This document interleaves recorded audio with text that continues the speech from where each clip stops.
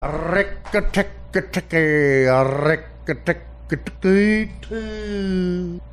ready?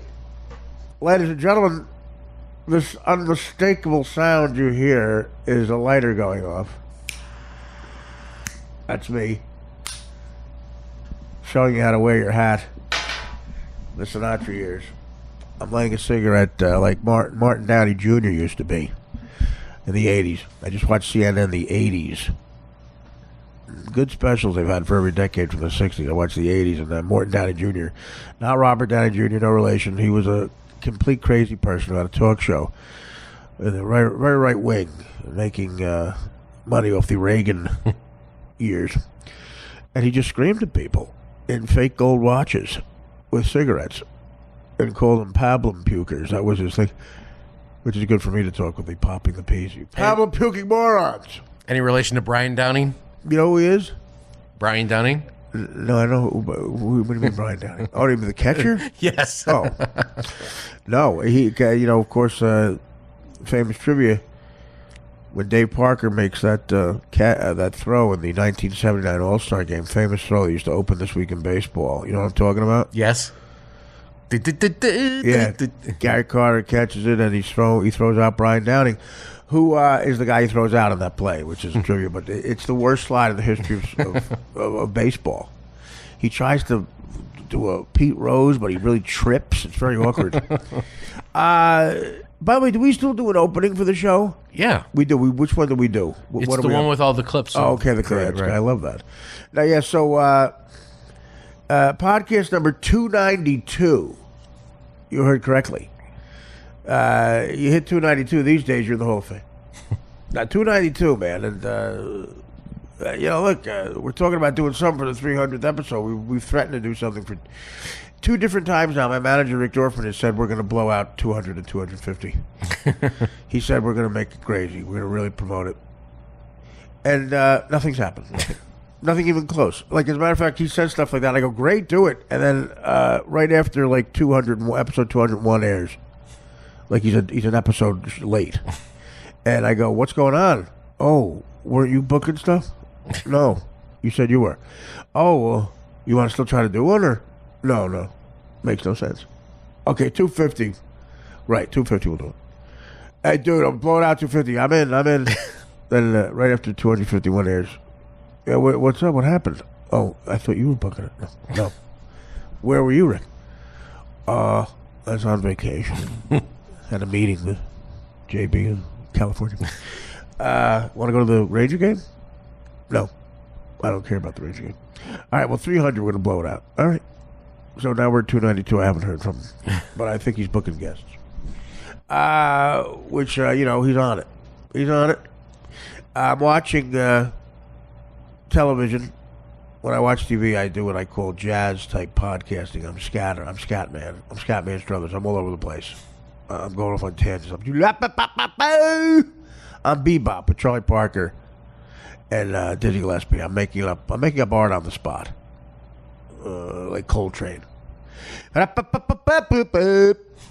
I'm watching the show, the movie 21, with a kid whose name escapes me, Lawrence Fishburne, and what's his face, Kevin Spacey, the guy who's not gay from Hollywood. Yeah. And yeah, and great actor, definitely not gay. And he's in this movie 21. It's supposed to be called. Here's want to talk about depressing.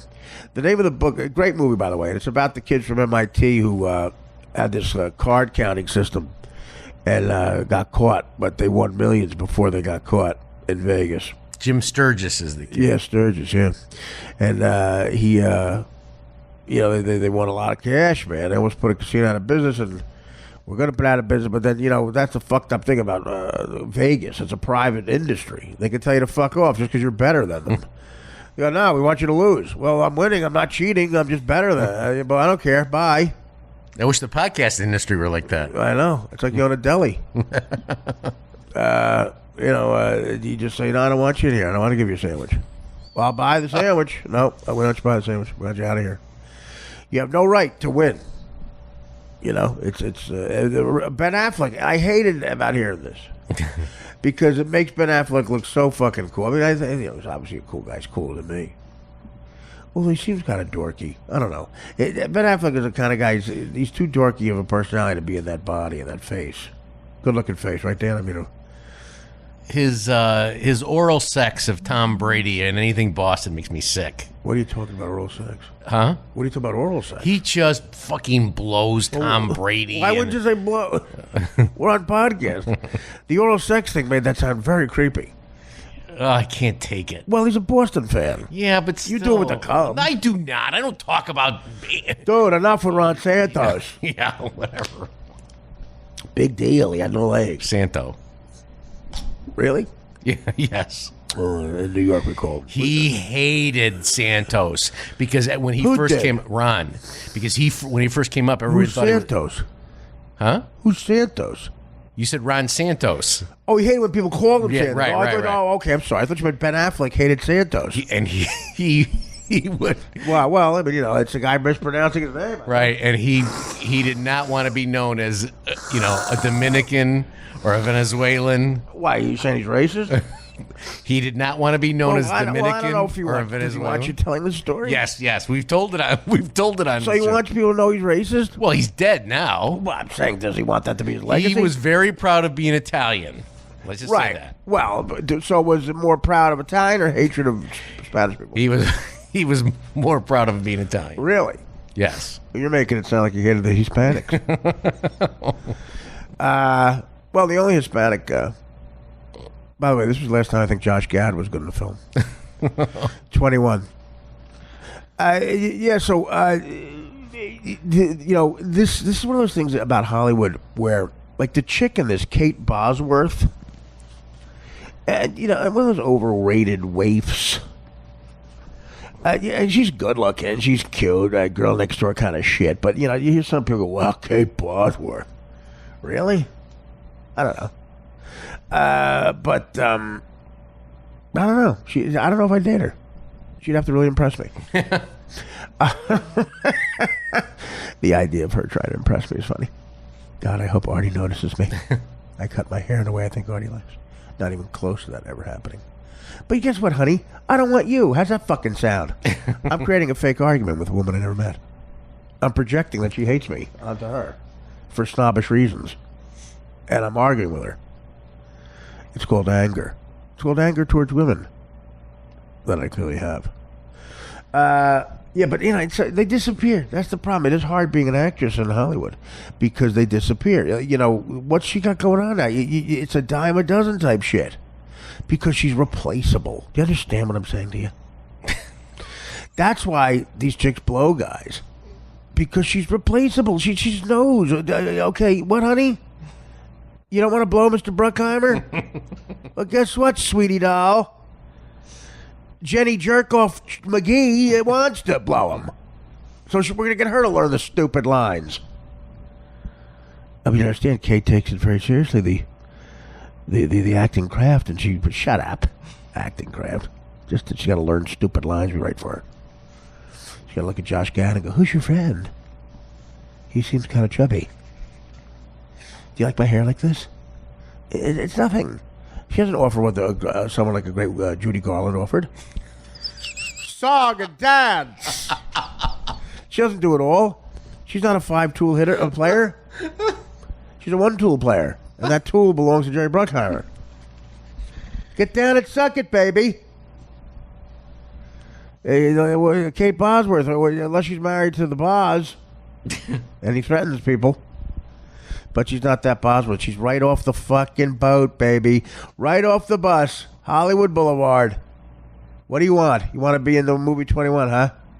Well, guess what? Walk fucking 20 feet to your right, you'll see fucking Tommy Lee's blowjob school. That's the only school you got to fucking graduate from, sweetie doll. And you got to be, like I've said this before, you got to be a smart whore. We're going to end this podcast with Q&A I did last night at a screening for Dirty Work. And the film has now been released. It's 18 years ago. Holy living Christ. I've outlived Chris Farley and Jack Warden. Well, Those are the only two where people might have had the money on me to beat them. Yeah, poor Farley. But let me tell you something. Dirty Work has become officially a bit of a cult classic. There was a theater, not a big theater, but it was sold out. I mean, people had interest, but people couldn't get in and wanted to get in. Younger people, 20s. What would you say, Dan, was the crowd last night? Millennial type. I actually texted to someone that there was nobody over 30 there, which was amazing to me. Well, if you think about it, it came out in 98. The film was PG-13. There were kids last night who were 11 years old when they saw the film. They're, almost 30 now, and it's very weird. Wearing shirts of mine. My first comedy album, it's the Whiskey Talking. My sister designed shirts for it, which is very touching for me because my sister designed the shirts, and they were really cool looking, and it had all the tour dates I did that year. It's funny, I can't believe I did it. It looks like Springsteen. Well, yeah, it cost me money, I believe, the end of the tour. But the kid had it on, and it was faded. It was faded like my old Yankee shirt. They had a blast. They know everything about the movie, and they showed a screening of it. And then I did a Q&A with a guy from no less than a magazine called Vanity Fair, a legitimate Vanity Fair contributor, a guy named Mike Sachs, who was a great guy. And he did a Q&A that lasted about 33 minutes, and we have that whole Q&A. Danny was good enough to record it, and we're going to end it with that whole Q&A. I hope Norm has done a few of these or knows about these things happening, because he would really love it. I mean, Norm and Frank Sebastiano and Freddie Wolf, who helped him write it, Bob Saget directed it. They're all very proud of the movie, as am I. And I mentioned Beer League a couple of times. That got applause. That's a bit of a cult thing. 2 cult hits, baby. I'm done with movies. Well, they want you to do one of those for Beer League. Yeah, well, we're gonna. I've done a mini one for Beer League in Hoboken for the comedy festival, which was fucking fun. I did stand up beforehand. I'm very flattered. Adrian and I went to the Super Bowl that was in New York, and I parked them in this parking lot I knew about where we could get right out. It was a restaurant parking lot. The restaurant was owned by a guy who may or may not be, in the business of concrete. And on the bus, these about 7 or 8 guys drunk off their ass. Off their ass. Their blood alcohol level was the same number as the podcast we're doing right now. I believe it was 0.292.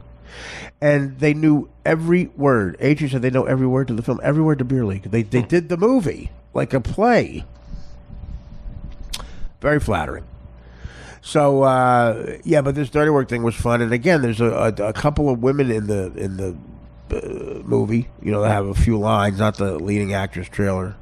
A couple of chicks who were in the movie that I could see they were looking around who to blow. Oh yeah, they're called actresses technically, but they're whores. They're full blown out hookers. You understand? They're willing to trade sex. They're willing to trade letting you do to their body something sexual or whatever you want. They're willing to trade their belly button as a cum reservoir. Oh, you understand? God. Here's the thing, you say to them, look, I want to use your belly button as a cum reservoir, and your ears, your nose, nostrils. I want you to be scraping dried up jizz out of your nose tomorrow. And what you get in return is 4 fucking lines in Dirty Work. Bitch! Either that, or you get back on the bus to dumbfuck Iowa, and you work in your aunt's gift shop selling Hummels to the local fucking football hero gets up enough nerve after a few beers down at the local shithole to ask you to marry him. And you marry the guy, you both get fat and ugly, you get 2 goofy kids. Save up for them to go to college the rest of your fucking life, and your entire life is like maybe you'll go to the Knights of Columbus for a bachelor party. Or maybe you have one of those sex Tupperware parties that they have in the suburbs, where the chicks like somebody comes over and gives you like a fucking chocolate dildo or something. Ooh, look at that. That's your night out. That's your fucking night out. Save it up for a bottle of schnapps. Now, if the belly button is an Audi, do you still use it as a cum reservoir? Again, that's a legal question. That's a question for the lawyers. That's happened before. It gets very legal. As a matter of fact, I'm involved in 2 cases. I can't talk about it. Lang versus the Audi.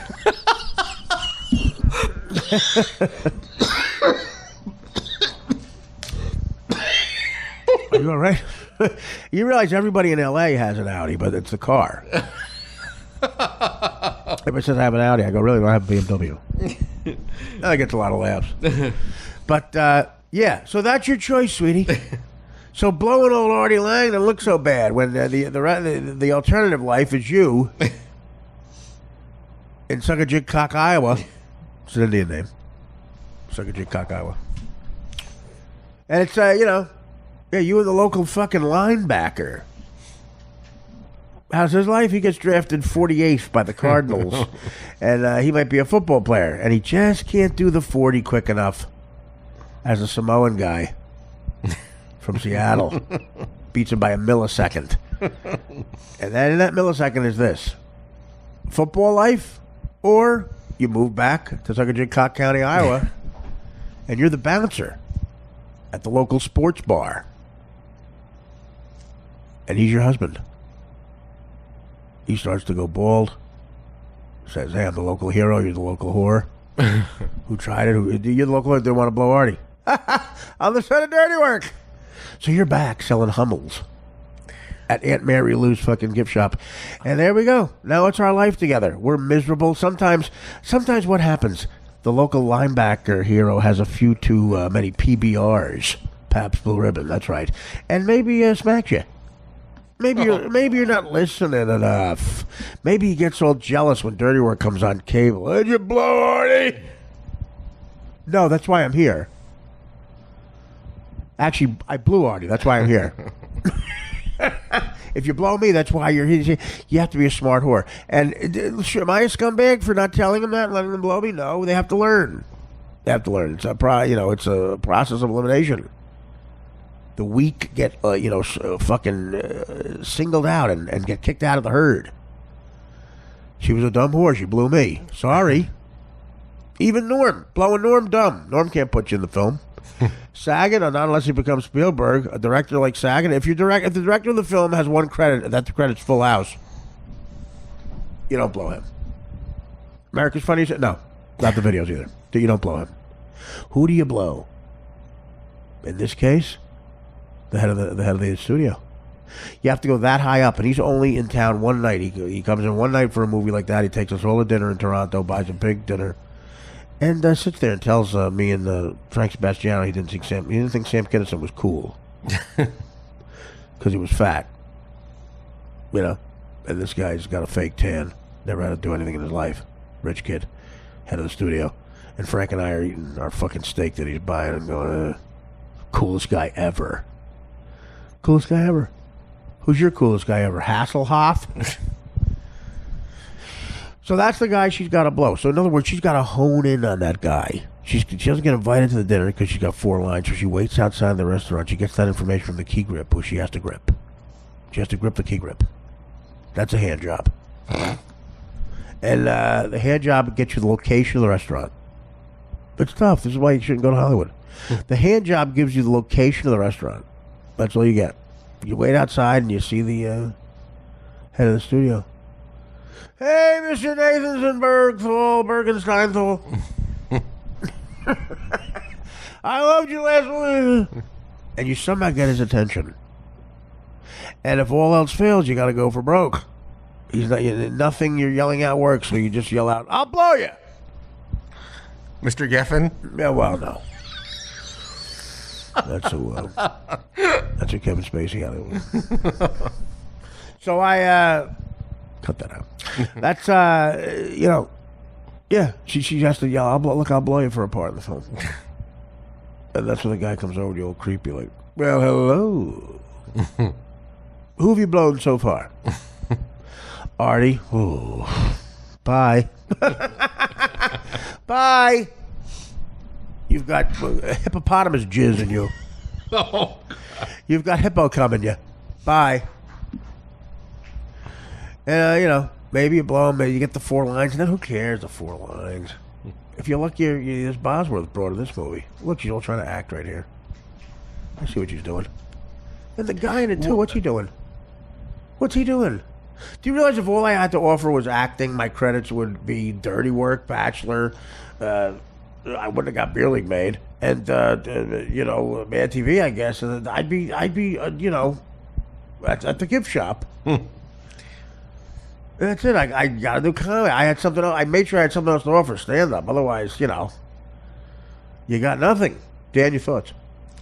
TMZ, one of the best, and I sometimes one of the worst things. They have this thing called Member Her. 30 Mile Zone. Yeah, and it's let's say I'm going to pick one of Kate Bosworth's movie because I was in Hawaii when they were shooting it.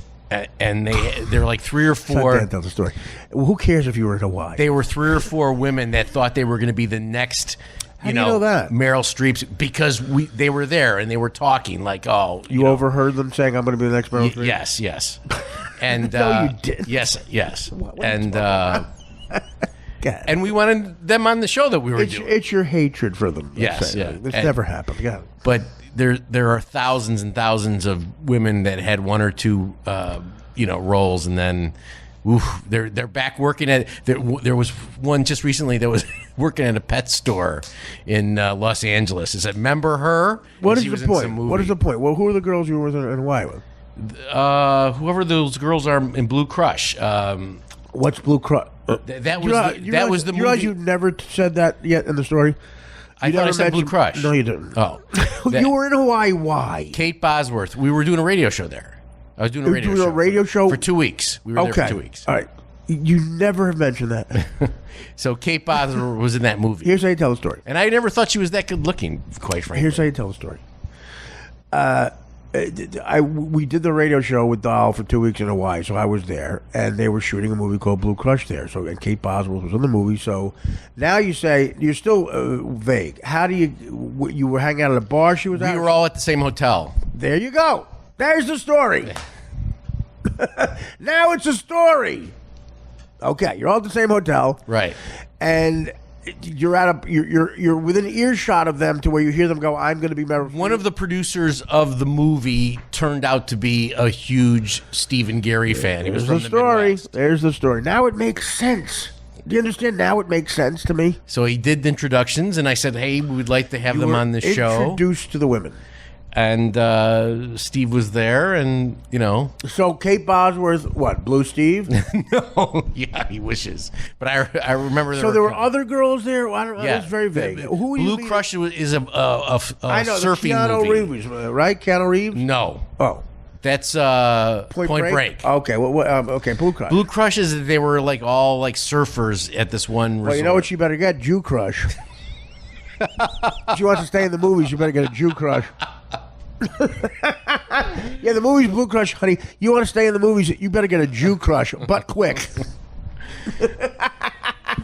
Come on, that's fast. Go ahead. Now, so when do you meet Kate Bosworth? What's going on here?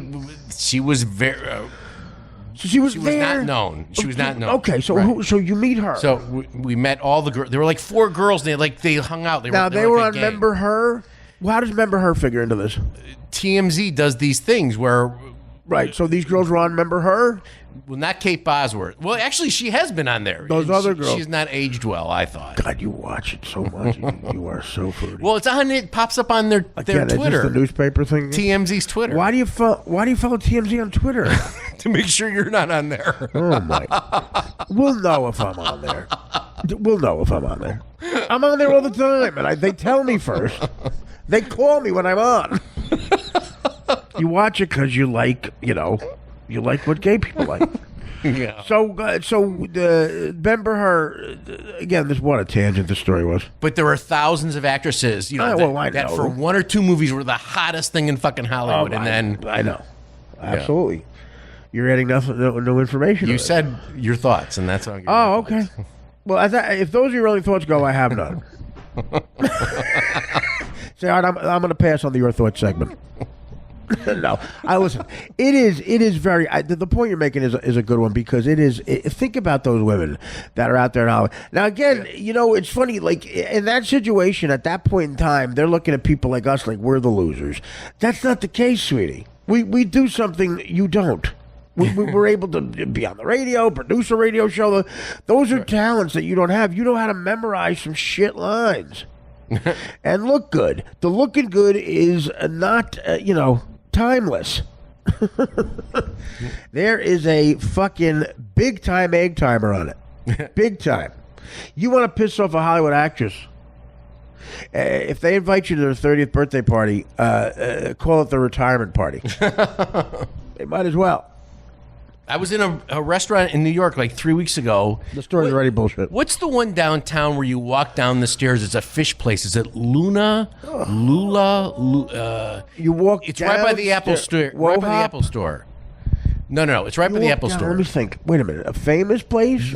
Kind of for that area. Downstairs. You walk down the stairs. It's right by the Apple store, like 2 blocks. It's 2 blocks east of that.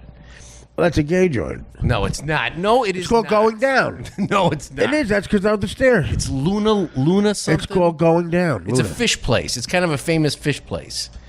Nothing smells like fish there. There's no fish smell there. It's called Going Down. On Luna. Okay, I'm going down on Lou. So I'm trying to honestly now. I'm really into what it is. I'm trying to think of. I'll tell you. It's in Midtown. No, it's downtown, 2 blocks from the Apple store. Downtown by Prince. Yes. Now we're getting into it. On Prince Street. It's right. Yes. The Apple Store's on Prince Street, where I've done many appearances. Go 2 blocks east. Right. And it's that's right. What $2,000 phones. As sweet a person as you could ever imagine. I love her to death and I miss her. But she lost her phone once. I knew when she would lose a phone because she would say, "I need $2,000." So because we buy a new phone. What about the I insurance? knew the guy at the fucking. It was like going back to a restaurant we were regulars at. So we got the insurance, the full blown, and the bedazzled cover. So but listen to this. She didn't think this was an issue. Her phone was missing for 24 hours. We found it. There was a hotel downtown that I was banned from for a little while because of a discussion. And again, we had what I call a rock and roll relationship, and I love her to death. I miss her, and but this was such a great story because again, hot chicks, and she was as hot as they come. She was an Arizona 9, and as brilliant and sweet as a person too, with those green eyes and that wonderful mind and that perfect everything. I love her to death, but the story I'm going to tell you is because hot chicks like that, and they don't watch the news a lot. I mean, whatever. But she didn't think this was a big deal. So we get the phone back, and we take it to the Apple Store there on Prince. And the guy said, "We said, well, did someone use the phone? Like clearly, someone used the phone for a little while." And we said, well, can you tell where they called? It's only one long call, but it was like a long call. The call cost $900. Like if they had to add it up or whatever, somehow they had a price on it, and because it was like a 14-hour call, and we said where to, and they said Saudi Arabia. And I said what? And she casually said Saudi Arabia as if she said like Montana. I said, well, listen, we should get rid of the phone, and why? Well, it's what goes on over there.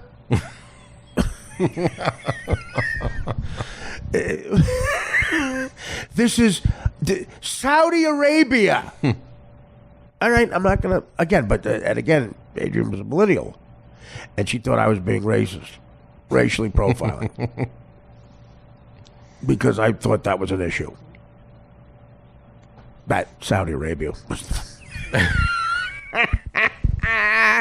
So I said, clearly there's going to be an attack. They're planning something. And the guy's downtown.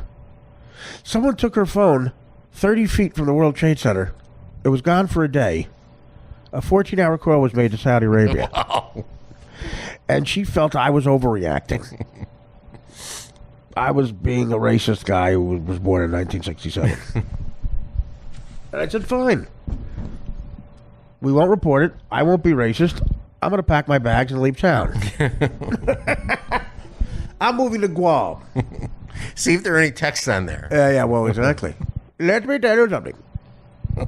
This is a text for you. Why are all these sexy? Yes, we are at the meeting. The Khan family is here. All of our wives look like Pete Rose. We are sending in a terrorist attack. We are sending you Kate Bosworth. She looks like a beautiful Western woman with the eyes and the big titties. We call it big titty life. Our newest terrorist attack is Josh Gad. We are sending you Josh Gad. We're dropping him on your country. He will probably take out 2 or 3 of you when he falls. The crater that Josh Gad creates will be our headquarters. It's called Gad Crater. He is 1 letter off from God. Do you understand? Do you get where we're going with this? In God Almighty, the final attack will be a 9/11 type attack. It will be a show called Comedians. We will hook him up with the Jew Crystal. The Jew Billy Crystal. Yes, the one who tap dances at the Oscar. Him and Josh Gad would get together. It would be called the Comedians. Do you understand? We would mislead the entire world and the comedians. It would make people think they are going to be funny. We'd put it on one of those disgusting shows, network, FX or something.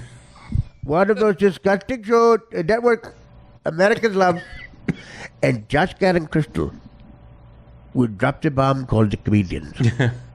Listen to this. The 2 people, the 2 infidel gutter snipes, the Jew Crystal and the fat Jew Gad, they will play comedians. Sketch comedians. They will make a sketch every week where they play characters. I know. I think it's disgustingly rude too. I think it's actually too cruel. Too cruel! But we're going to do it. And it will be on every Thursday. That's right. It will be worse than anything on Bravo. It will be worse than anything on Bravo. Worse than the gay Jew who hosts the show at Bravo. Who's the gay Jew? Yes. So Judge Gad, Billy Crystal are comedians. And they do a show every week, and we're not kidding. It's not like an ironic thing where you call a fat guy tiny. This is really the comedians. And it will be the cause of more suicides throughout the world than you've ever seen. How did we plan this? We stole the fat asshole Lang's girlfriend's phone with a 14-hour call from Saudi Arabia. And then we say on the plan, get the fat Jew Gad. Get the skinny old Jew Crystal. And then when we meet Billy Crystal, I tell him I love his work. And he would tell all his other friends. He said, he loved my work. That's when we bring in Anderson Cooper. That's when we get the Anderson Cooper Pooper Super. That is a man we're going to send in with the olive brown skin. The best, the Bob Redford of Saudi Arabia. He's going to go in, he's going to seduce the homosexual Cooper. And he's going to seduce him. And then he will have sex with his asshole. He will flip Cooper over and say, there's your pooper. I'm going to stoop your pooper. When he says the word stoop, this will convince Cooper that he is a Jew. Because stoop is a Jew word for fucking. So he will have his best Jew accent, which goes like this. Hey, Meshugana. Meshugana to the Hanukkah. I like Yom Kippur. It is Rosh Hashanah. Not Ramadan, Rosh Hashanah. And he'll say stoop. He's a stooper. So he's going to have the code name, the Anderson Cooper Pooper Stooper. A-C-P-S.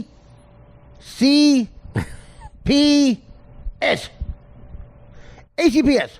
Anderson Cooper Pooper Stooper. Saudi Arabia. So your point is well taken. Maui. Where were you, Maui? The Big Island. The Jig Island? Oh, The Big Island. the Big Island, that one. We normally went to Maui. This was the one year we went to the Big Island. Really? What's Maui is really nice. Well, that's where I was. I've been there once for a corporate gig for stand-up. I told you, I've been the 4 fucking seasons in Maui. We at the 4 seasons in Maui? No. It's that resort is, I mean, again, The Maui Marriott. And then- Maui Marriott. Eminem. Well, again, when you say Marriott, the Maui Marriott is not like the one in the Sea Caucus. Like, these are all upscale, you know? Marriotts can be very nice. Very nice. Oh, that one's, it's beautiful. It's got 4 pools. She was beautiful. It was the best hotel I ever had. The Epic was on the other day, the Godfather Epic. I'll tell you, you think you're over that movie. You think you're over that movie, and then I watch it, they pull you back in. I watched it twice in so good. 24 hours. So good. So good. Well, anyway, that's my point about whores. And that's my lead into the screening. The whore speech. Because there were several girls. One girl played it. Well, I'm not going to say they played, but. Yes! When I heard that Vanity Fair and this Nighthawk Cinema in Brooklyn, this kid John from Nighthawk Cinema in Brooklyn, I cannot thank you more, buddy. He was such a nice kid. And again, a fan of the movie, a genuine fan of the movie, a fan of Stern and stuff I've done. And it's very flattering. I'm pushing 50. I was not supposed to be here. And the fact that I'm still here and making a good living in this business, and these guys, these younger kids are fans of some of the stuff I did is amazing. And for the fact that Dirty Work, which is, I met Norm at the audition for this, so this is not my baby. It was something I got cast into, but it's a buddy comedy, and I'm one of the buddies. And when you meet a guy that you're going to be a buddy comedy guy with, you go away to camp, and you either like the guy or hate him. And I love Norm. We fell in love in Toronto, summer of '97. But again, I got the gig. I was 29 years old. And, I had a couple of years of a network show under my belt and a deal, and I had some money that I was trying to pay the bills. My mom was out of the doldrums a little bit financially. I was living in L.A., and I flew to Toronto for 2 fucking months, late summer into fall, to shoot a movie with Norm Macdonald, who I was a big fan of. And I'm the second lead of the fucking film. It's MGM. And in it are, with smaller parts, are Chris Farley, Don Rickles, Adam Sandler, the aforementioned Trailer Howard, the great Jack Warden. And they all came up. Chevy Chase, how'd I forget him? They all came up one by one. Each week a new guy came up, and we had a fucking blast. It was so much fun. Bob Saget directed the film, and he is such a fun guy. Everybody was fun. Lori Jo Huckstra, the sweetheart who runs Norm's life, she was there. And, the whole time. Frank Sebastiano wrote the film with Fred Wolf, who were up there the entire time, helping Saget with the jokes and the scenes and writing new jokes constantly with Norm. They paid for that. I got to know Frank, who I would later on write Beer League with, and he would direct it. Just good times. And the fact that it's 19 years after we shot it, summer 97, 18 years after it came out. It came out June the 12th, 1998. What people in Hollywood call 9/12. Yeah. Nah, it's at 6/12. Unbelievable that people still like it this much. The kids who saw it still like it, and it's a cult thing. And I hope Norm realizes how much it is. Vanity Fair is doing a big article about it, I think, because of this guy Mike Sachs. Another shout out, John from Nighthawk Cinema, thank you, and Mike Sachs from Vanity Fair. Not exactly your local hometown magazine. Did a Q&A with me after the screening. That's what you're about to hear. Danny brought the equipment and did a great job. He set it up. In the beginning, you're going to hear a lot of boom, boom, boom, and some of the popping. Keep it at a low volume at the very beginning. It clears itself up, but because it's a makeshift thing. You're hearing a raw interview in front of a crowd at a theater. And you'll hear... It sounds like a late 1960s comedy club stand-up act. Wow. Because the audience is so... Well, you're looking very much into it. I mean, I've heard those... Mr. Kelly's was his famous place in Chicago where Woody Allen did, like, the Moose story. Right, I've heard those things. It's called the Woody Allen The Lost Years. That's all in Chicago. He recorded those all at Mr. Kelly's, and that's what it sounds like, because I listen to those albums over and over. And when I was listening last night, I was like, wow, this is exactly like the way the audience sounds. It sounds so well, cool. Now you're really setting it up like it's not that good. My God, now it's got to kill. I got to piss. The Moose and Artie scored.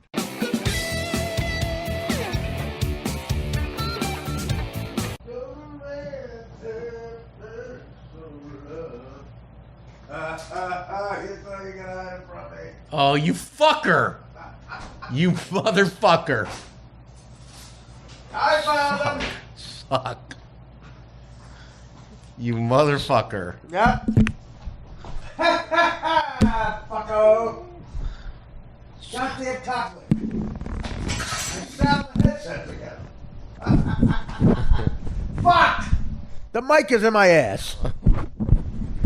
Holy shit. Fuck! We order from Fresh Direct, and they got these amazing cupcakes. You'd think they would suck because they look like the Hostess cupcakes, the classic ones, but they're actually better. Fresh Direct is unbelievable. Unbelievable. I'm eating a lot of vegetables. And Dan, I have diabetes type 1. And, Dan does a good thing. I have demanded he gets these cupcakes, and he gets them, and he hides them from me. But it's an expensive place, but that's because of the view. It's not a big place. No. And Dan is running out of hiding places, and I just found him. How did you find him? Oh, I don't know. You hit him in the most obvious places, right in front of the... That's where I've been hiding him for the last 2 weeks. You put it next to the... You couldn't find him last week. You put it next to the Percocet. Oh, God. You are officially my hero now. Why? Because you've just been followed by someone I would love to be followed by. Who's that? Carvel Ice Cream. Your Twitter. They just followed you. I've been following them for years. Really? That's creepy. Is it Tom Carvel? We only had one Carvel Ice Cream in Chicago. It was on the northwest side, right by Slingerland Drums. And does a sign go up every once in a while in your head that says "Tell boring stories"? all my friends wanted Dairy Queen. You didn't have any friends. Or there was a chain called Cock Robin in Chicago. Okay, just stop.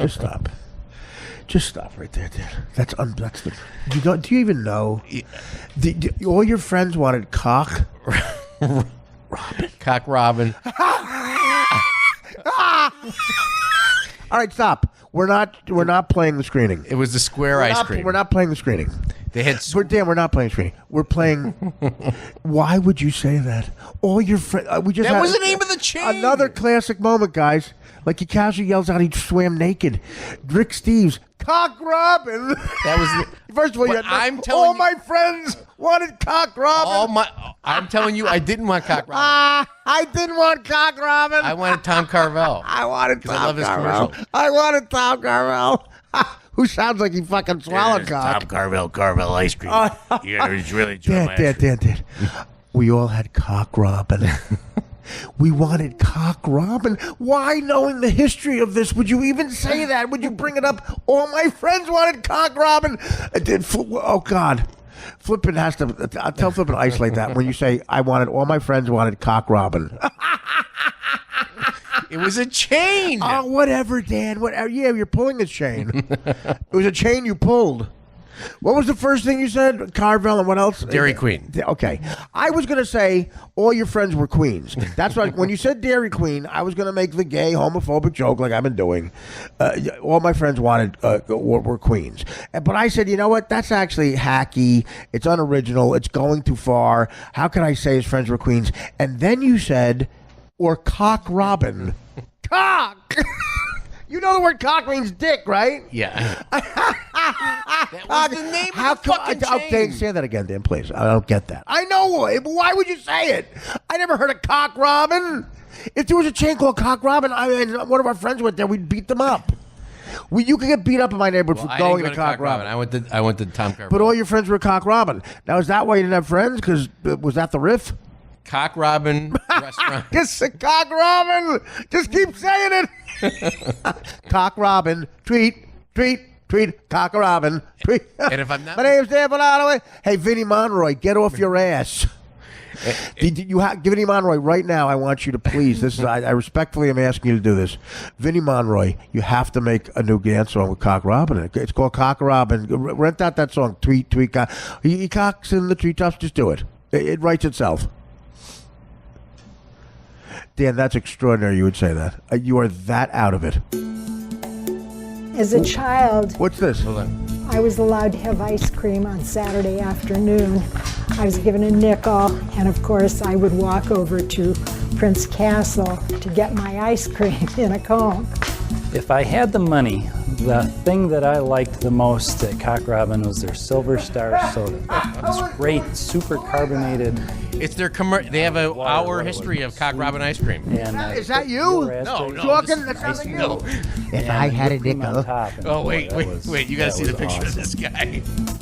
We always took a Sunday drive, and in around February, when the weather started breaking and it was nicer, Cock Robin's would reopen. We would always be so excited. What else would open? because Dan's asshole. We knew that we can get our Top Hat Sundae and our ice cream cones. Dan, stop it for a second. and It was kind You realize everything about your life is gay. Everything about it. Dan. I did the not. The name of the ice cream store is Cock Robin. You cows, you go, well, Cock I Robin. wanted Carvel. Did you think I wasn't going to say anything about Cock Robin? In other words, what's happening right now? Did you think this wouldn't happen? Well, that was the name of the place. Dan, say that again, please. I didn't hear you. I know, it doesn't matter. If the name of the place was Suck a Dick, Please, would you say it? I knew. Because that's what I hear when you say that. When I saw Carvel had followed you on Twitter, I thought, okay. I want Cock Robin to follow me. First of all, I could see all the people on Twitter. There's going to be the names Cock Robin now. Oh, it's so great. And they didn't have round scoops; they had square scoops. Whatever. They had cylindrical scoops.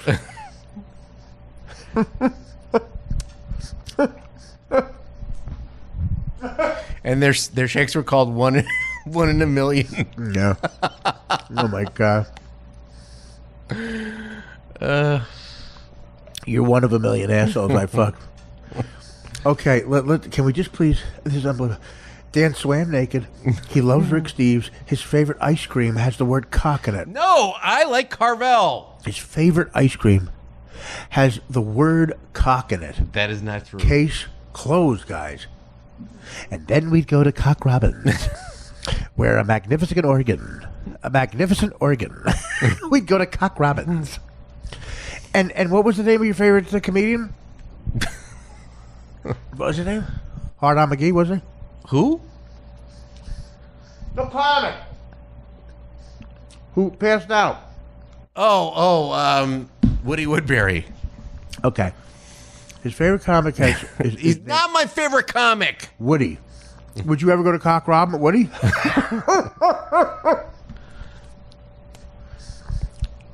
Unbelievable. You know what? I'm speechless. You've done it again. You are gold.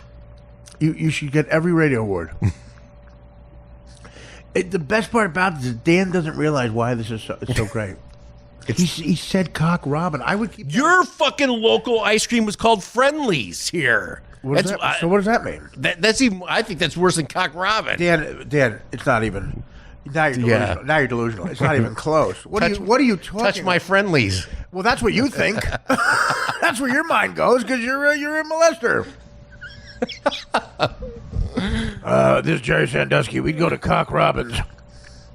Now I think about it, Sandusky does sound like Tom Carvel. Listen to me. The word cock is in your favorite ice cream. You know what? I'm actually speechless. Let's go right. Okay, I'm going right to the Dirty Work screen. I have to throw it to it because I won't stop talking about this. But guys, when you hear this, and then if you edit out any of this, you can't do it. What am I gonna edit out? The fact that, my God, there's no more evidence.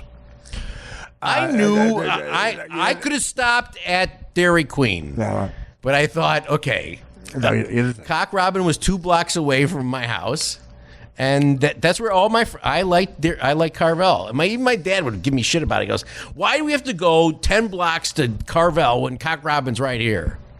Okay, start. Yeah, it's unbelievable. You can't write this. You can't write it. Why do I have to drive you for this far when you can get cock right here? First of all, you had no friends. You said that. I had. Who were the friends?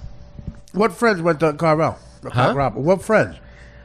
Well, when we were kids, all the Filato boys went. Nobody.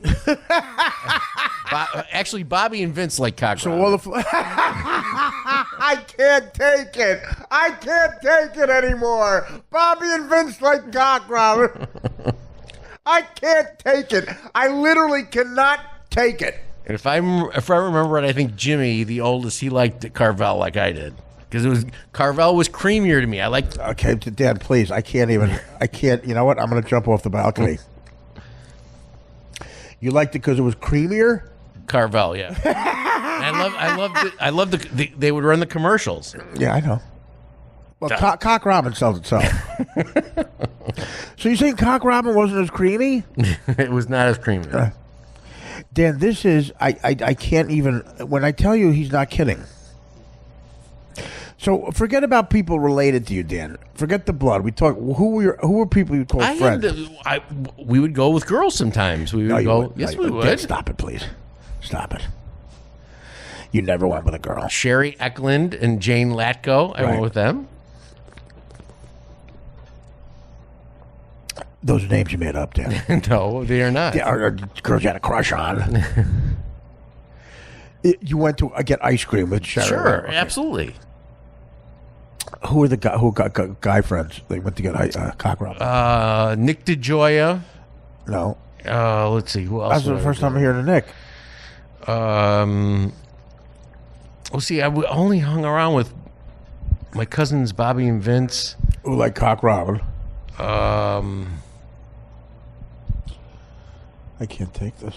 I can't take it. Bill George, the kid that lived next door. We were in baseball together. We used to walk over there after the baseball games. What baseball? We played baseball. We played in Norwood Park. Did you swing like you swing now? I was an all-star. Well, that must have been all guys who like. If everybody like cock ramen, I'd be anybody's an all-star. You were an all-star amongst people who like cock ramen. One year I was an all-star, and then my eyes started to go, and then I couldn't see the ball anymore. I was a second baseman. Right. God. I mean, I showed you that picture. I've never seen a gayer swing. Dan, I have a picture of me dressed up like an 1890s guy. I never fucking. I wasn't at the dock at Holiday fucking. I mean, come on. I have a picture of me dressed up like Guggenheim. I wasn't on the Titanic. This is unbelievable. This is. I can't wait to call people. I want people to hear this so badly. Like, when is this airing? Probably tomorrow afternoon. Oh my God, Vinnie Monroy, just get it going, man. Cock Robin, Bobby and Vince like cock Robin, and that's what I want the drops to be. Flip it. I want him first saying cock Robin, then I want him to say Bobby and Vince like cock Robin, and then you can't name a friend. It's all right to tell me you had no friends. I named one. I named two. Yeah, but that takes you so long. But because by sophomore year I was already in radio. What about the black kid? Stan Lawrence. Yeah, Stan Lawrence. He's an engineer at Johnson Controls. Johnson? All right, we have to stop. It's too much. Just when you thought it was safe to go back in the world, like you thought the gay stuff was out, and then he drops a bomb. Dan drops the Hiroshima bomb of cock Robin. The name of the ice cream was cock Robin. It's coming from the guy who lives in the area where Friendly's is the big ice cream. Again, that's a horrible. You're not making nobody. Friendly's is just as bad. Dan, the word cock is in the title of the ice cream. There were 30 of them. What does that mean? What does that even There were mean? 30. There were 30 I places. don't understand what you're talking about. It was a chain. So who cares if it was a chain? What does that mean? I never heard of it. I mean, that would never last where I'm from. Oh, the kid run out of town. Okay. We'd beat up the guy. As soon as the guy said, Cock Robbins is open, we'd beat him up. Guys, guess what? I'm opening up a franchise. Cock Robbins. No. Asshole. This is a Carvel. With square scoops instead of round. Yeah, fuck you. Guys, guess what? We're livening up the neighborhood. A new ice cream shop is opening. Yeah, what is it? Cock Rob. Oh, stop it. My kneecap. Fucker. No. Move to Hollywood, asshole. Hey, Tinkerbell. No, Cock Robin. This is my friend, Stan Lawrence. Did you meet Nick? We play baseball together. I like Carvel. This is my dad. He's very rich. Why did you really quit high school? Tell me. Something happened. Nothing happened. You were raped. No. Okay. I love you. I just want to make sure you're right. No. Are there any Cock Robins left? I don't know. They didn't last. I'm trying to. They probably didn't last the AIDS. I don't.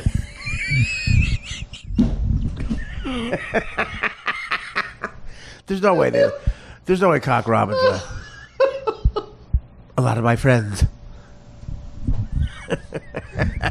Hey, where's Cock Robin?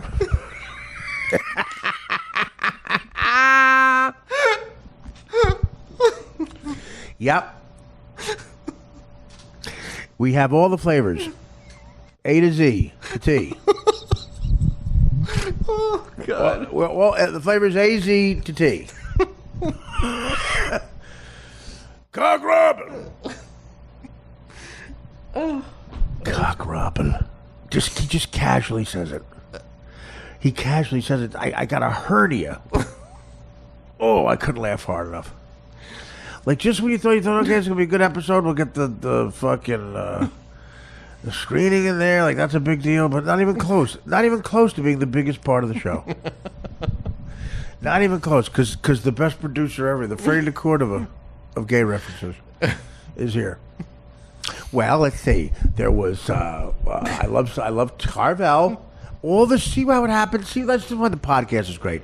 See how organically we entertain you. Dan announces that Carvel ice cream followed me, and I don't even know why he cares about that. And then he goes, "Well, I loved it, Carvel." Boy, there's other. It was Carvel. And then he just goes, "There was Cock Robin." Oh my God. Has anyone here ever heard of Cock Robin? It was a chain, I guess. Like all the people that swim naked in the 9th grade. I'm sure that guy from Bishop from Chicago, and who's the other guy? Beat the Bishop? Yes. Beat the Bishop? Founded in Naperville, Illinois in 1931. Of course it was. By two dudes. Of course it was. That named it Prince's Castle at first. Yeah. Were they two partners? They were two partners. Not in 1931, they weren't. Yes, they were, secretly. They were secretly partners. Later changed it to Cock Robin. Where did they move it? To Massachusetts, I'm guessing, in the 80s? There was Tom and Jerry. Hawaii. There was Tom and Jerry, Cock and Robin. Maybe were their nicknames Cock and Robin? That's were their secret nicknames. Cock and Robin, tweet, tweet, tweet. Cock and Robin, tweet, tweet. Tweet. All his other friends like Tom Carvel. He likes to go with Dick. He wants to sell. He's going to sell some dick to you. Cock and Robin. Dan for Lotto. Cock and Robin. Tweet. Tweet.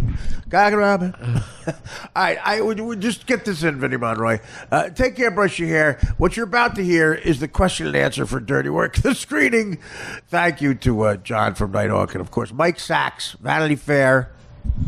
I'll leave you with this tweet. That's what Mike Sachs tweeted. I'm a big fan of Artie Lange's. His comedy is pure, no bullshit. May he live on. I wish him strength. That's Vanity Fair talking. Mike Sachs, thank you. Again, we're calling this episode Cock Robin. I can't wait to hear your thoughts on this. Bye. My guys, it's Danny Filato from the Chicago outfit. Dan will produce my podcast right there. And thank you. It's a big hit. And he's, he's going to run a wire to. We got to get your signature. We're going to do this for the podcast. Oh, good. If you don't want to, it's all right. It'll just be me answering questions. So that's who he is. So you weren't here to see the movie. When was the last time you saw the movie? I've never seen it. That's the truth. I hate seeing myself on TV. Or in the movies. I saw one shot of the trailer, my stomach in one of those fucking shirts. And I went, my buddies, there's two types of friends when you get in the show business. One are like the types of friends who, they're, the guys who work construction, they're just happy you're in a movie. Like, oh, you're in a fucking movie, The other guys are the assholes who read the review and, the movie sucks. Like, shut up. I could be, loading a truck for the rest of my life like you, asswipe. It always led to a fight. So the first time I went to go see it, I read the review. The review in my hometown paper was awful. And I've told the story before. It said I had all the charm of a date rapist. That's what the guy... And Norm is so great in a situation like that because my mother was horrified by that. And Norm said to my mom on the phone, "Hey, Mrs. Lang, that's fucking great. A date rapist has to have way more charm than a regular rapist." And then my mother burst into tears. So, my buddies would read the review and I'd be like, "Hey, you're trying to bust my chops." And so I never went to see it. No. Have you seen any Mad TV that you were in? Those are harder to get out of because they're quicker, the sketches. I saw all of the way, if you wrote a sketch, they made you watch it in editing. So, yeah, I've seen those sketching because they're 4 minutes and shit, So you literally haven't seen this movie? Has Norm Macdonald seen this movie? I'm pretty sure he has, yeah. We never talked about him. I just got the check and got out of Toronto. Norm I saw it because he was very involved as a producer, but I don't see anything I do. I rarely finish the script. I can't believe I'm offered a movie. I would say to my agent, what are we going to say, no? Did you ask Norm to do this? No. I have a feeling you're not really a writer. Like it's like a joke or something. Because you seem like a funny guy. You seem very dry. Like no. He's an interesting guy. I've tried to interview him in the past. He kind of frightens me a little bit. Yeah. I've heard some stories about him. Norm is one of those guys who he's probably got an IQ north of 150, and he's very bright. He's very well read. Like he knows Tolstoy and Russian poets and shit like that. And I think he just got to the 8th grade. And he's got those lost years like Jesus. He left his home in Ontario, and when he was 14, he just walked out of his home, and then he went to Vancouver, and you didn't hear from him. He doesn't know about his life till he's 30. It jumps to 30, and I call that the Norm blowing guys for weed years. That's a good 12 years. Like literally, and that's when he started doing stand-up when he was 30, and it was just natural to him. Well, I have a friend in Toronto who knows about his career. He said literally the first time he went up there, he just killed. Yeah, and he became he's just sort of naturally, a legend up there. I opened for him on the road, and he's one of those eccentric guys where. Here's how I describe Norm. He's not a Hollywood phony. Like a lot of people in Hollywood, when they get some fame, they say, "I can't come to the phone if you call them." Because they want you to know they have an assistant who answers the phone. Norm doesn't come to the phone because he really doesn't know how to work the phone. And he's a true eccentric sort of madman in some ways, but he's just brilliant.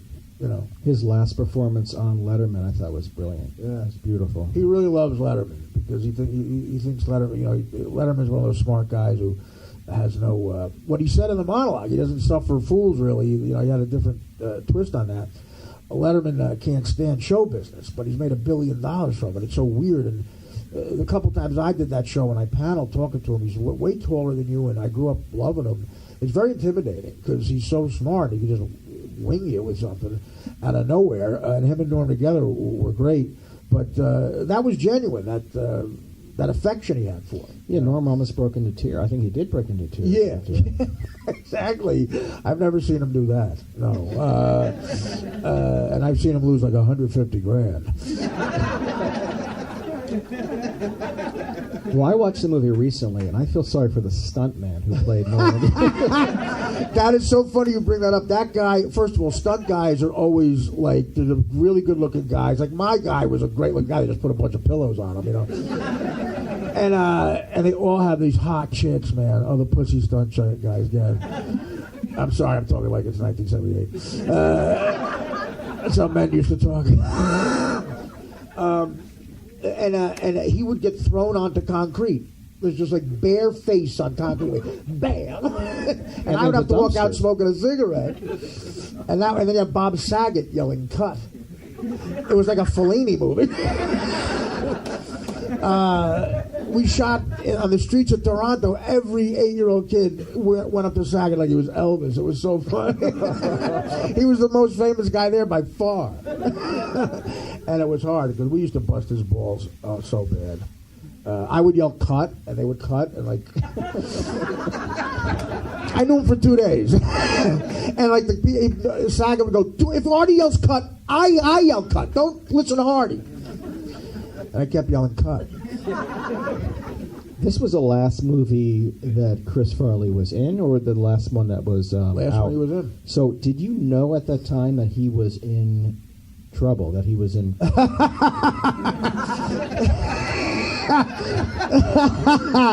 That is a great question.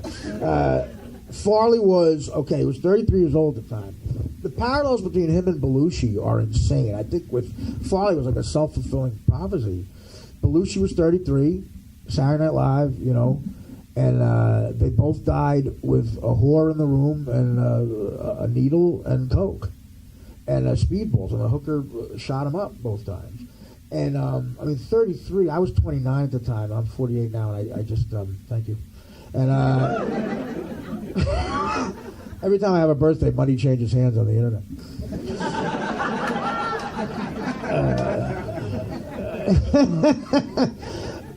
But he was so fucking funny. He was like a hurricane. I went to a strip club on Yonge Street called the Brass Rail in Toronto. And, well, there you go. Are you a stripper? You're a meth dealer. And Farley it was me, Chris Farley, and gave the Irish goodbye a lot. He would leave. He disappeared. I was there with Farley at 4 in the morning. Farley had strippers hanging off his arms. He was like doing the the Matt Foley guy. Strippers hanging from like Gulliver's Travels or something. And there's a story about a big guy. And I got a chick to blow me that night at my hotel. And yeah, thank you very much. But the Canadian money, me and Farley had all this per diem, and the Canadian money, you have no respect for it. It's like a picture of a goose on it. There's not even a human being on it. It's like, and I figured out that the next day on the set, I told Norm, hey man, I got a blowjob from a stripper, and we figured out the math. I gave her like $4,000 that. Norm's like, you could have got her to roof your fucking house. Which I think she would have preferred. And Farley, the next day on the set, he was just like a big kid. We hit it off immediately. I mean, obviously. And he was like, those chicks were fucking hot, man. And reining him in was crazy. But it was a matter of time. You just knew it was a matter of time. But people say that about me, too. He was a hurricane of laughs. And just a great guy. He wanted to make you laugh, like no matter who you were. And, big, small, white, black.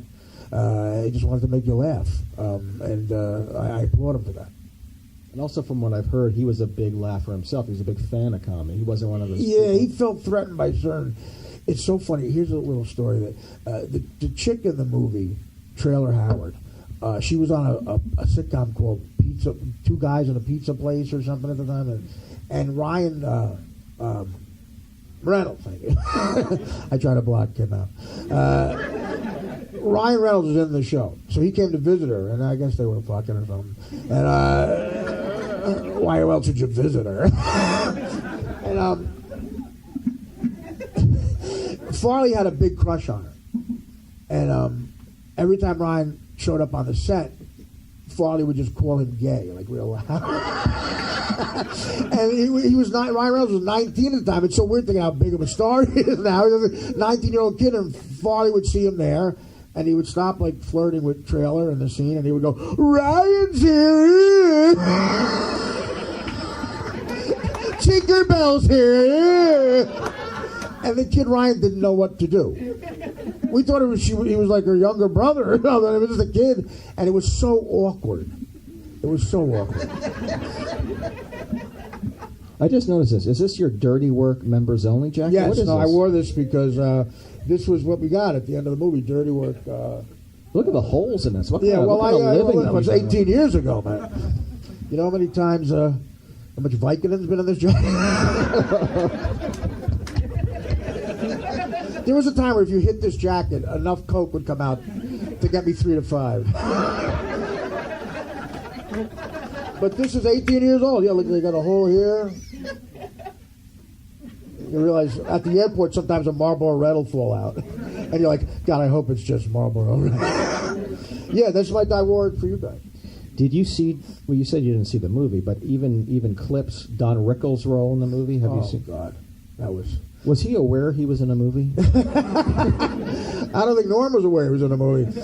Okay, the first scene I have to shoot in a fucking movie. Okay, and if you're gonna get fired from a movie, it's gonna be in the first week because you're not on film a lot. They can fire you after 2 weeks. They treat you like gold because they need you. And, they'll get you a bodyguard, for Christ's sakes. But the first week is when you're going to get fired. And I was so worried about getting fired because I had come off of Mad TV in a bad way. I got arrested for possession of coke, and I did 2 months in L.A. County Jail. And this was my way back into show business. And I was very nervous. So the first fucking scene in the first movie I do is Don Rickles in my face insulting me. And I said to Saget, I go, dude, you got to give me a few takes here, and they made the mistake of writing Rickles' lines, and we shouldn't have done that because he was trying to remember them, he couldn't, and he said, just look at Norm and Artie in their goofy shirts and bow ties, and insult them, as you would as Don Rickles. So Saget yells action, and like he's right in my face going, look at you, you baby gorilla. Baskin Robbins called and said you ate them down. 5 flavors. You fat fucking pig. I laughed every time. Norm laughed every time. And matter of fact, in the movie, Norm's laughing, and we never got a take where Norm didn't laugh. And after they got done with me, they went to Norm, and he insulted Norm as Norm MacDonald, which doesn't work in the film. He went over to Norm, and Saget yelled out, he goes, how did you get a movie? And they gave me 20 takes, the people from MGM. And some of the kids from Canada, the younger kids, didn't know who Rickles was. And there was a kid named Darcy. And again, the old school guys, everything's gay, like for. He kept going, Darcy, Darcy. It was like a key grip. And the guy wanted to punch him in the face. He's like, what's this guy with all the insults? That's Don Rickles. That's kind of what he does. But it was such an honor to meet him and to work with him. And he had great stories. And he called me, that was like my nickname on the Howard Stern Show for 10 years, Baby Gorilla. Right, he used that often, that Baby Gorilla line. He didn't get tired of that line. No, why? I mean, look at him, make you money. Rodney had no respect. Another actor who was in the film who had a long career going back into the 50s, Jack Warden. So he was sick, I think. Was he sick when he was making this film? I don't know if he was sick then. I think he belted out one more problem child afterward. But even being sick, he commanded the screen. Unbelievable. We thought that, when we would do takes, we thought he was passing out. And I think he did fall asleep in between takes at that when he was lying in the hospital bed. And Saget was going to give him notes. We're like, just let him sleep. And the coolest thing happened, we didn't know if he understood. Saget came over and gave him notes as an actor. And, he just knew Shakespeare. This stuff must have looked like writing on a bathroom wall in crayon. He left, and we didn't know if Jack Warden even heard him. And as we were about to act, me and if you want to call it that, me and Norm said to Warden, you all right? And he goes, I'm okay, guys. I want to remember my notes. Yeah, this was a guy in 12 Angry Men. Yeah. He did like Tchaikovsky. But every time we thought he was falling asleep, we looked at the playback, and it was like Jack Warden in the movie. He just outacted all of us in a coma. And he's from Newark, New Jersey, which is where my whole family's from. And he liked me because of that. And he was a boxer in real life. He was a real boxer, and he told great stories about Newark and everything. He would repeat stories, like an old guy repeats stories, and you got to just pretend you heard him. You didn't hear him before, Which I, being drunk, I'm used to that on stage. I repeat jokes. one time I repeated a joke on stage in Pittsburgh at the Funny Bone, and this fat guy in the front row, 400 pounds with khaki shorts and white socks.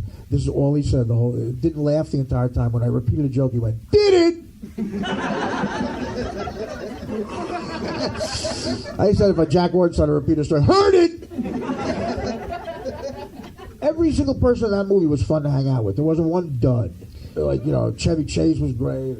Well, Chevy Chase has a difficult reputation. What was he like? This is when he was really down in his career. What was he? Was he easy to work with on that? He was the best. I don't have one complaint about the guy. I mean, you got to have a very sense funny in that. Yeah, you got to have a sense of humor. The shit he did that they cut out is unbelievable. Because everything had to be short attention span.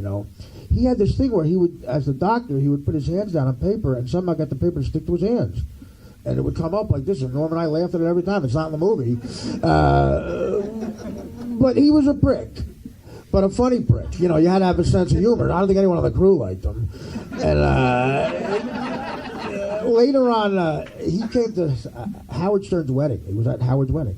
I was at the same table, and he got drunk and just did a toast to Howard that he wasn't supposed to do. And it was just all this racist shit. Like, I want to nose like you, Howard. I want to be a Jew, too. Like, what the fuck is he talking about? And he said shit like that to Saga, like Full House sucked. He would say that before Take. Saga got no respect. The assistant director, when Saga would give us, tell the crew to do something, the assistant director had that lighting thing, they look up to check the lighting. When he was checking the lighting, here we go.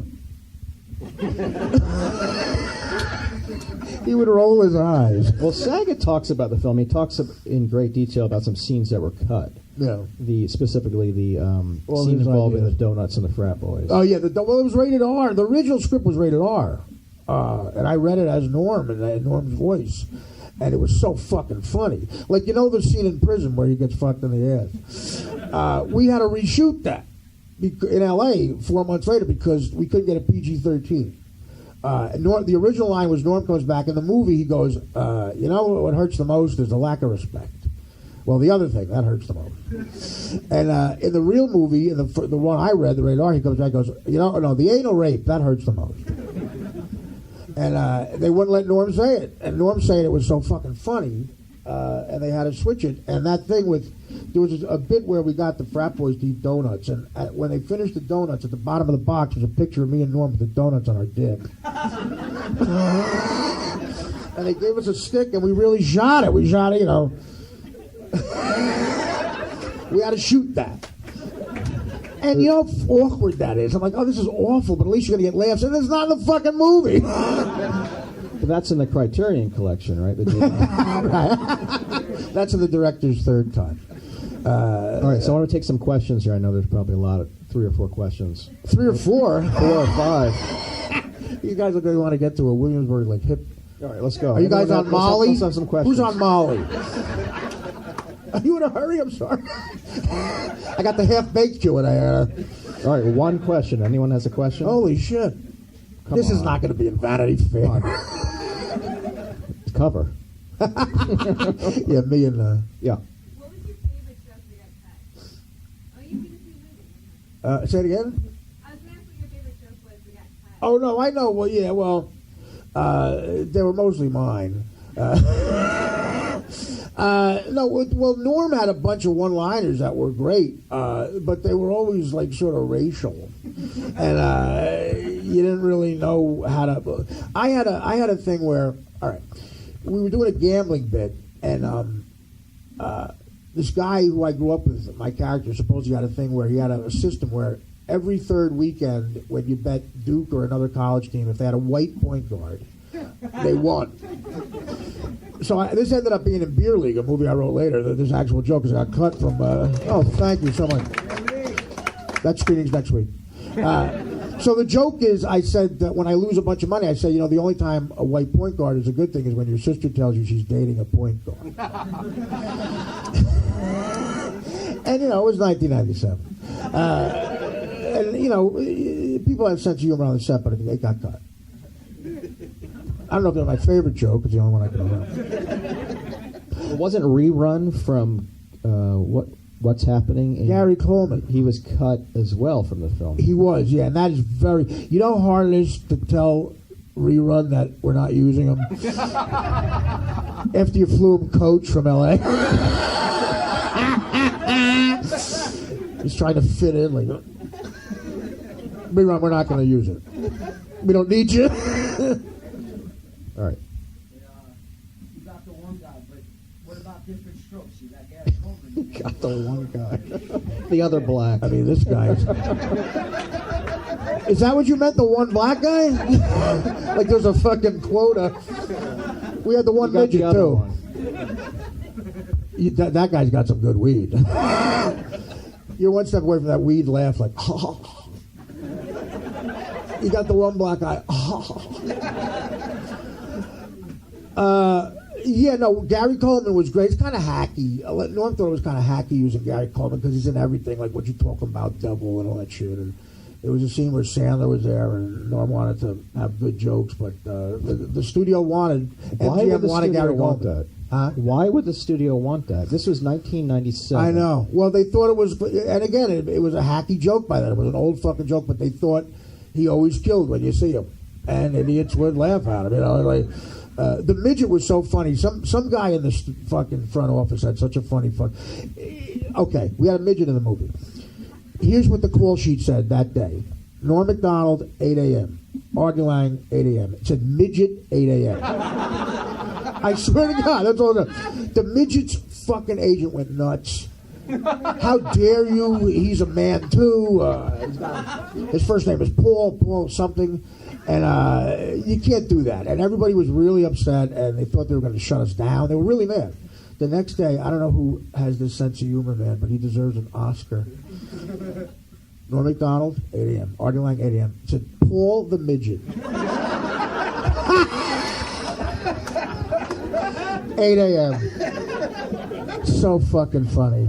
And the midget didn't want to work. We lost the day because the midget wouldn't work him. We thought we were at a protest. They were going to protest, and I said, well, the picket signs. I said, well, there's no way the signs will make the frame. Any other questions? Is that a midget too? I'm sorry. Hey, Artie, again, it's the greatest film of all time. You should rent The Deer Hunter. What is our country in for? Are you surprised that it's become kind of a cult classic, Dirty Work? Yes. Now listen, Norm, the key is Norm. It's like, again, Farley's last movie, that was sad. I mean, he died 2 months later. And, again, being in a movie with all those funny people, you'd think there'd be something lasting about it. Norm was very worried about Farley. It was kind of like, it was kind of a nice thing to see. They were very affectionate about him, like Sandler and Spade. They were worried about him. He was really out of control. So Farley, in between rapping Dirty Work and dying, hosted Saturday Night Live. And it was a famous story at the writers' room. He laughed so hard that a Coke rock came out of his nose. And he was out of control. So Norm said to me, come to the after party because I want to watch him. And I went to the after party, and Farley went into a bathroom with Andy Dick for 5 minutes. And Norm walked away, and I came back and said, how's Farley? And this is why Norm is so fast. I said, Norm, I got bad news. What? I said, Farley went into a bathroom with Andy Dick, and there's only 2 reasons a guy could go into a bathroom with Andy Dick. And neither one of them are good. And Norm said, holy fuck, I hope he's high.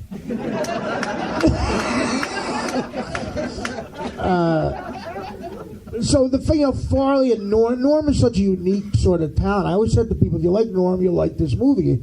His voice is very that. And, it's like going to camp with somebody. You're either going to like him or hate him. And I ended up loving him. We had the same vices like gambling. And the first night I met him, I'd known Norm for 2 days. I won $2,000 off him playing 9-ball. My agent was like, lose to him. What are you doing? Why did he pick you if he didn't know you before? I didn't know that. He didn't know me, no. He saw me on Mad TV. He saw a couple of sketches I did on Mad TV, and he said he'd be perfect. And I went to rehab. Quincy Jones let me go back on the show, produce Mad TV. He was such a good guy. Like, man, you a funny cat. Just go do what you got to do. Come back, Like the guy produced Thriller, And I get the job. And I go out with Norm and Saget to get to know them. We shoot pool at this pool hall in Hollywood. And these three Mexican kids were next to us, and had blow, and I fucking bought coke off them in front of Norm and Saget. I just got the job. Talk about self-destruction. And Norm knew it, and he still gave me the job. And that's just a guy who just loves losers. He does. I think he knew I was a bit of a loser and knew that I was in this or loading trucks, and he gave me the fucking job. And the reason I know he knew I did it was he leaned over and he said, "Listen, we're shooting in Toronto. Just don't take that shit over the board." And that was great advice. Because he had a contact up there.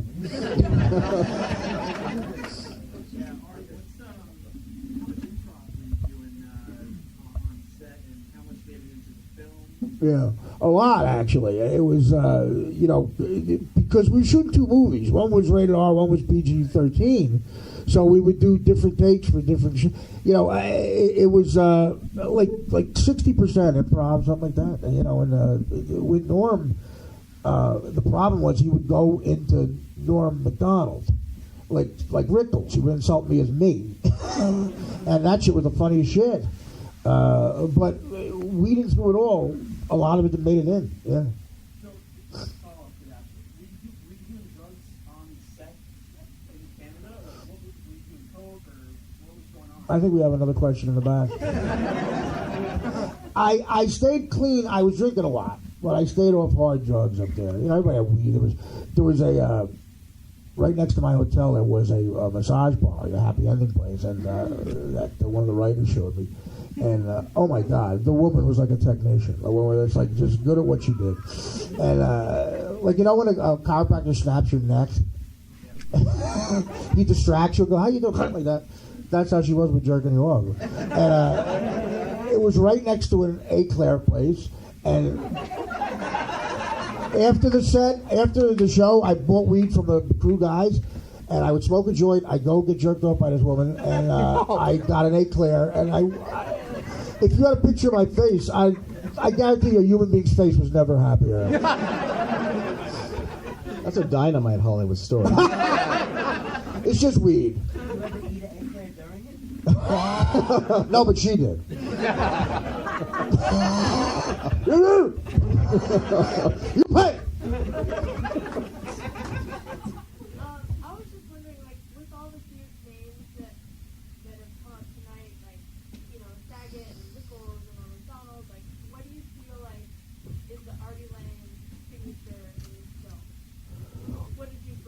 You mean being such a small name? No, I understand what you're saying. What did I bring? Well, clearly great bone structure. I don't know, I think they really thought, which they were true, because it's been a long friendship, they really thought Norm and I at the screen test had a chemistry. They could tell we were, Norm was more successful and still is, and but they knew we were both fuck-ups in the same way. And that just sort of worked, I think that's what it was. Like, a lot of people in Hollywood are not, Norm's style because they are really phony. Like, I'm really this. And Howard used to tell me it's why I worked on the Stern Show, because it was genuine. I'm not a winner. I'm not the kind of guy who's going to take your girlfriend. You're not going to be jealous of me. But in this movie, it worked. We seemed like I did another movie called The Bachelor, where I'm supposed to be Chris O'Donnell's best friend, and it looks like I just put his cable in that morning.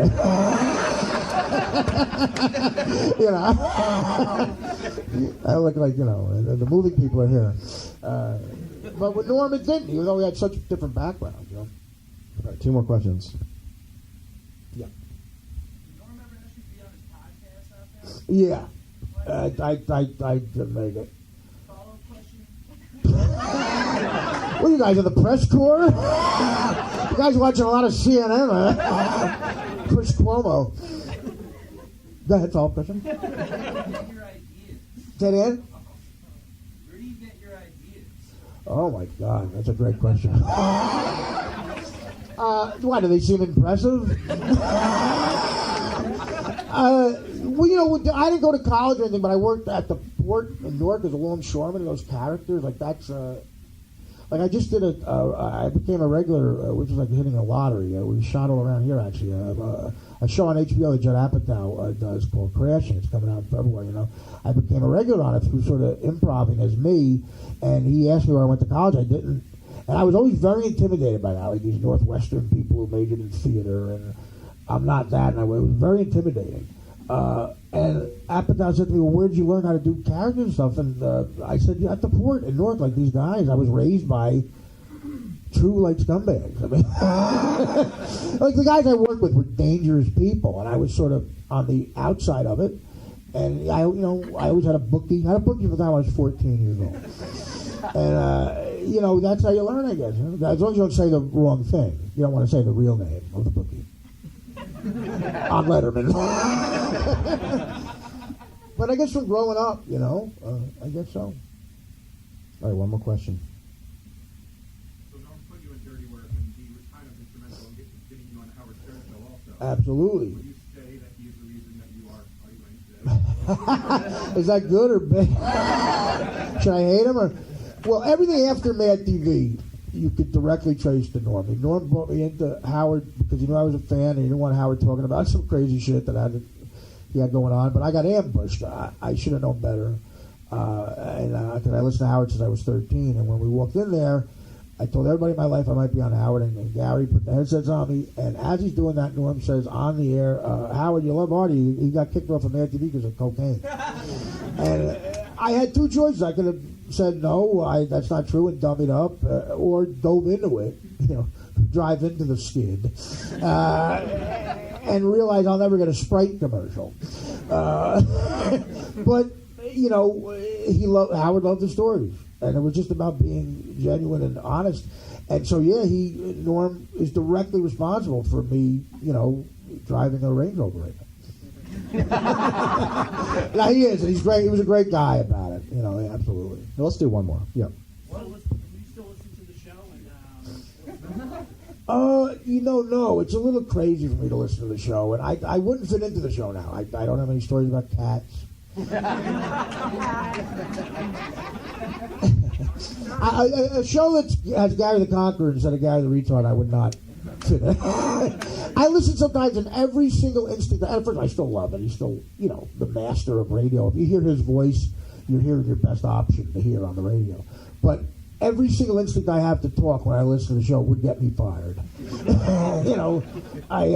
It's just a different show. But I was there for a decade, and it's the best time of my life. why do you think that show's changed? I think because Howard, made a conscientious decision. He's great at reading how the world is going, and especially show business, at political correctness and a time to sort of argue with the FCC, a time not to. And at 62 years old now, I think he doesn't need the bullshit in his life. He's done fighting those fights, and he'd rather